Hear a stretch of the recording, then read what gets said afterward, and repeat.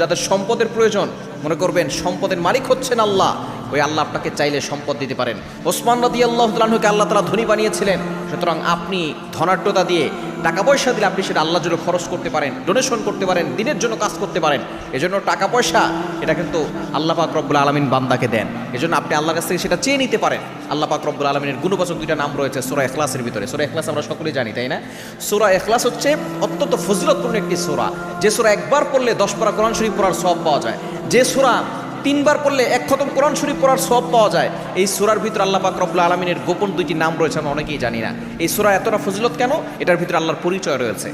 কুল হুয়াল্লাহু আহাদ আল্লাহুস সামাদ আল্লাহু আস-সামাদু, ইয়া আল্লাহু ইয়া সামাদু, চলতে ফিরতে ইয়া আল্লাহু ইয়া সামাদু পড়বেন, দেখবেন আল্লাহ পাক রব্বুল আলামিন আপনার সকল আশা পূরণ করবেন, সকল দোয়া কবুল করবেন, সকল অভাব দূর করে দিয়ে আল্লাহ পাক রব্বুল আলামিন টাকা পয়সার ব্যবস্থা